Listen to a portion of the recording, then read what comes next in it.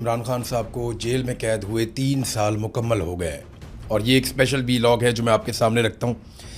इमरान खान साहब को पहले 9 मई के दिन गिरफ़्तार किया गया, उसके बाद 9 मई का इंसिडेंट हुआ और वो एक फॉल्स फ्लैग ऑपरेशन था। इमरान खान साहब आज भी कहते हैं कि सीसीटीवी फुटेज कहाँ है, बाकी सबूत कहाँ है, तो कुछ भी नहीं दिखाया गया। लेकिन 5 अगस्त 2023 को इमरान खान साहब को दोबारा गिरफ़्तार कर लिया गया और तब से लेकर अब तक इमरान खान साहब जो हैं वो जेल में कैद हैं। इमरान खान साहब ना तो कानून के कैदी हैं और ना ही इमरान खान निज़ाम का कैदी है। इमरान खान आसिम मुनीर का कैदी है और अपनी कैद के दौरान इमरान खान साहब ने कई मरतबा ये बात पाकिस्तान के मीडिया को और पाकिस्तान के शहरियों को बताई अपने पैगामात के ज़रिए से। मिसाल के तौर पे कुछ चीज़ें मैं आपके सामने रखता हूँ। 26/8/2025 यानी 26 अगस्त 2025 को लगभग आज से 1 साल पहले इमरान खान साहब ने कहा कि आसिम मुनीर में ताकत की बहुत भूख है, इसीलिए उसने बदतरीन आमरीत कायम कर रखी है। मुझसे माफ़ी का मुतालबा करने की बजाय आसिम मुनीर को मुझसे माफ़ी मांगनी चाहिए। 9 मई उसी ने करवाई है जिसने सीसीटीवी फुटेज चुराई है। इस वक्त 9 मई आसिम मुनीर की इंश्योरेंस पॉलिसी है। ये सब कुछ आसिम मुनीर करवा रहा है। इसमें ना कोई इखलाकियात हैं और ना इस्लाम की समझ है। आसिम मुनीर के लिए मेरा पैगाम है कि मुझ पर दबाव बढ़ाने के लिए चाहे मेरे ख़ानदान में से जिस मर्ज़ी को कैद में डाल दो, मैं ना झुकूंगा, ना इस जुल्म को कबूल करूंगा। मैं अपनी हकीकी आज़ादी की जद्दोजहद हर हाल में जारी रखूंगा, ये इमरान खान साहब ने कहा। एक और पैगाम इमरान खान साहब का, आसिम मुनीर एक जहनी मरीज़ है। ये पैगाम भी इमरान खान साहब का आया और उसमें उन्होंने कहा कि जिसकी इखलाकी पस्ती की वजह से पाकिस्तान में आइन और कानून मुकम्मल तौर पर ख़त्म हो चुका है और किसी भी पाकिस्तानी के बुनियादी इंसानी हकूक़ अब महफूज नहीं है। मुझे और मेरी अहलिया को आसिम मुनीर के हुक्म पर झूठे मुकदमात में जेल में रखा गया है और शदीद तरीन जहनी टॉर्चर किया जा रहा है। मुझे मुकम्मल तौर पर एक सेल में बंद करके कैद तन्हाई में डाला हुआ है। 4 हफ्ते तक मेरी किसी एक इंसान से भी मुलाकात नहीं हुई और बैरूनी दुनिया से बिल्कुल बेखबर रखा गया। जेल मैनुअल के मुताबिक दी जाने वाली हमारी बुनियादी ज़रूरियात भी ख़त्म कर दी गई हैं। ये इमरान खान साहब ने कैद तन्हाई के हवाले से और जो आसिम मुनीर साहब ने उनके साथ किया उसके हवाले से तफसीलात के साथ बताया। ये जो पैगाम है ये दिसंबर 2, 2025 को इमरान खान साहब का पैगाम आया और ये आखिरी मरतबा इमरान खान की बहन की मुलाकात हुई थी इमरान खान साहब से। ये उस वक्त का पैगाम है। ये एक और पैगाम देखिए। इमरान खान साहब ने कहा कि मैं ये बात वाज़े तौर पर कह चुका हूँ कि अगर मुझे या मेरी अहलिया को कुछ हुआ तो जनरल आसिम मुनीर इसके ज़िम्मेदार होंगे, लेकिन मुझे कोई खौफ नहीं है क्योंकि मेरा ईमान मजबूत है। मैं ग़ुलामी पर मौत को तरजीह दूंगा। फिर इमरान खान साहब ने सहाफ़ियों से बातचीत करते हुए एक मरतबा ये भी कहा कि सारी कौम को पता है कि जनरल आसिम मुनीर मुल्क चला रहा है। मुझे तोड़ने के लिए उसने रेफरेंस दायर करवाए हैं, बुशरा बीबी को सज़ा दिलवाई है। मुझे और मेरी बीवी को कुछ होता है तो जनरल आसिम मुनीर जिम्मेदार होगा। London plan general Asim Munir और नवाज शरीफ के दरमियान था। कुछ जजेस को भी साथ मिलाया गया। जब मुझे गिरफ्तार किया गया तो पुलिस मेरे बेडरूम में दाखिल हुई, वहां से मेरा पासपोर्ट और चेक बुक्स भी लेकर चले गए। तो ये बहुत सारी चीज़ें इमरान खान साहब ने खुद बताई और बार बार बताई। मैं आपको इस तरह के 10 ट्वीट और पढ़ के सुना सकता हूँ या इमरान खान साहब के स्टेटमेंट आपको बता सकता हूँ जहाँ पे उन्होंने खुद कहा कि मैं आसिम मुनीर का कैदी हूँ, मेरे साथ ये जो कुछ भी किया आसिम मुनीर ने किया।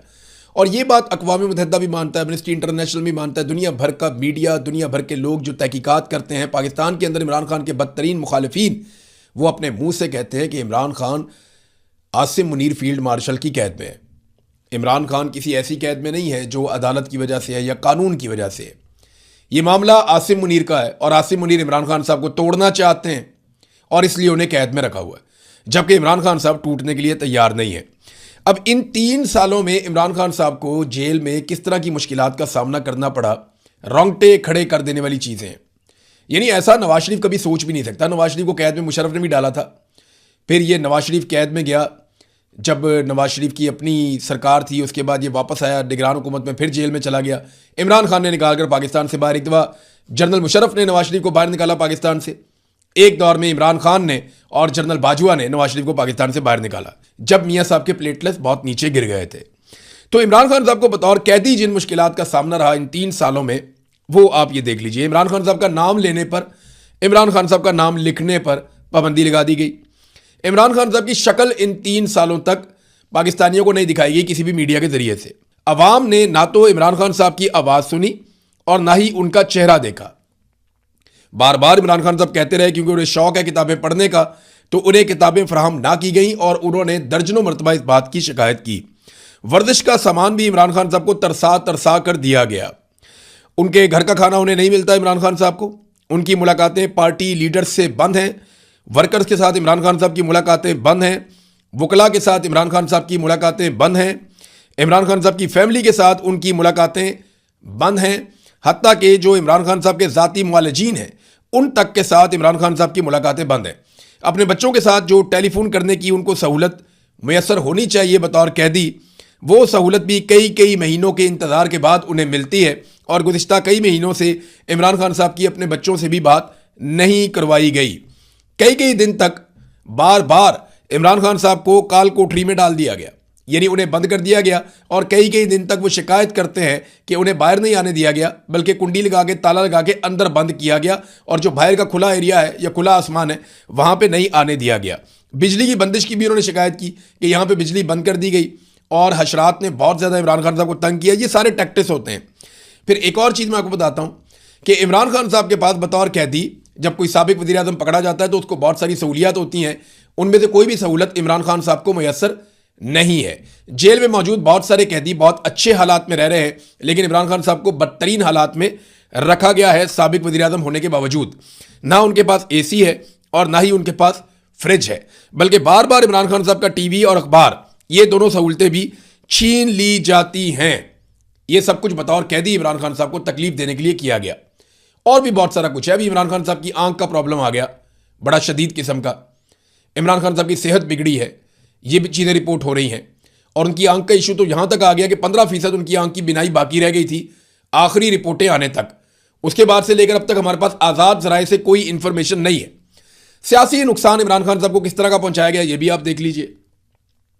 इमरान खान साहब की पार्टी तोड़ दी गई, जबरी गुमशुदगियां की गई इनकी पार्टी के लोगों की, और ये सियासी लोग थे तो फौज ने उठा के इनके बंदे गायब करना शुरू कर दिए एजेंसियों ने। पाकिस्तान तहरीक इंसाफ के रहनुमाओं को बेगुनाह जेलों में डाला गया। अभी भी 4000 के करीब लोग इनके जेलों में, जिनमें बड़े लोग जो हैं वो यास्मीन राशिद साहिबा हैं, एजाज चौधरी साहब हैं, उसमें मियाँ महमूद रशीद साहब हैं, उमर चीमा साहब हैं, सनम जावेद हैं, आलिया हमजा हैं और बहुत सारे लोग हैं इस तरह जेलों के अंदर अभी भी बंद हैं। हज़ारों कारकुनों को बार बार गिरफ्तार किया गया पाकिस्तान तहरीक इंसाफ के। कई कारकुनों की अलग अलग वाक़यात में शहादतें भी हुई हैं, यानी 9 मई के वाक़यात हैं, 26 नवंबर के वाक़यात हैं।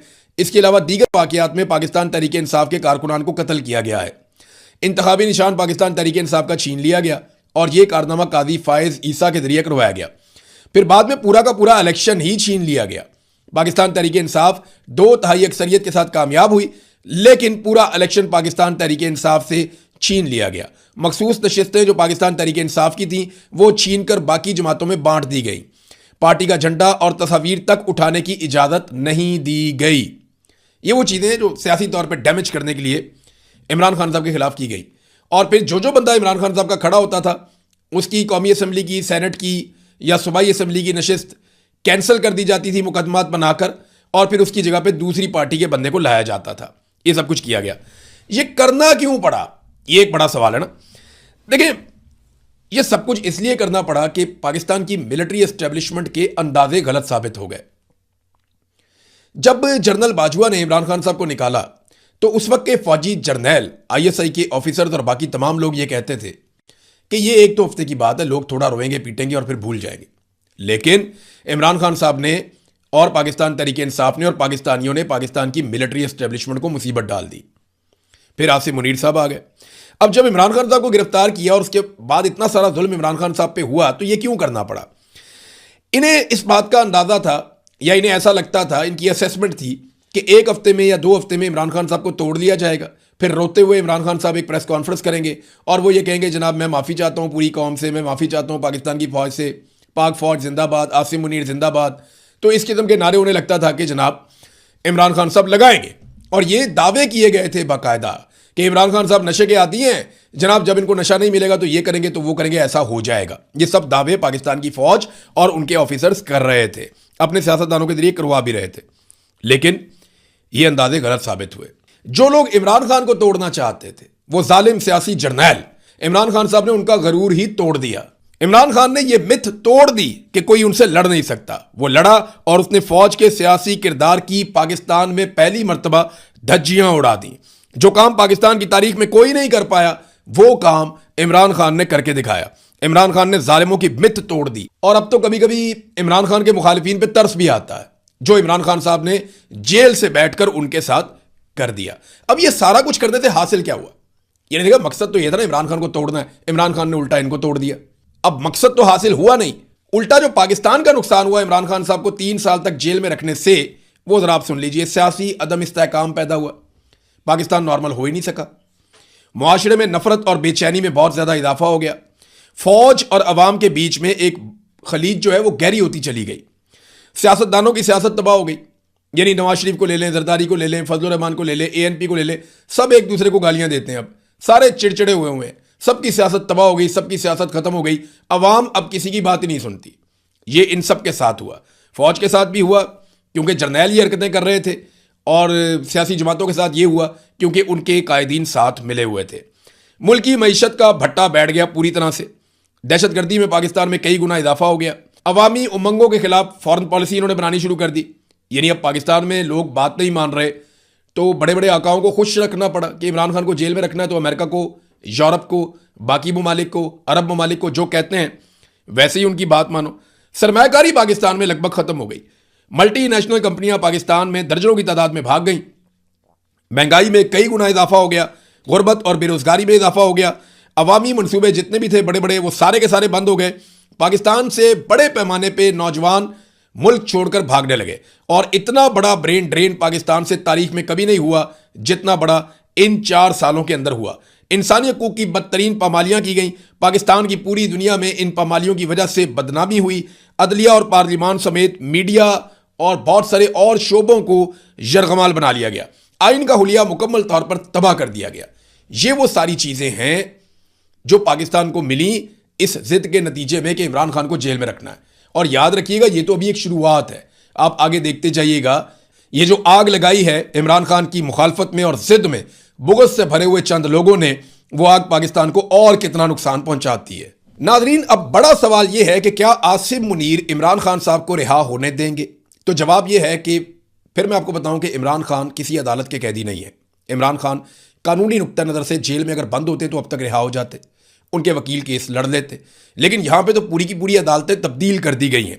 तो इमरान खान साहब कहती हैं आसिम मुनीर के, और आसिम मुनीर इमरान खान साहब को कभी भी रिहा नहीं होने देंगे।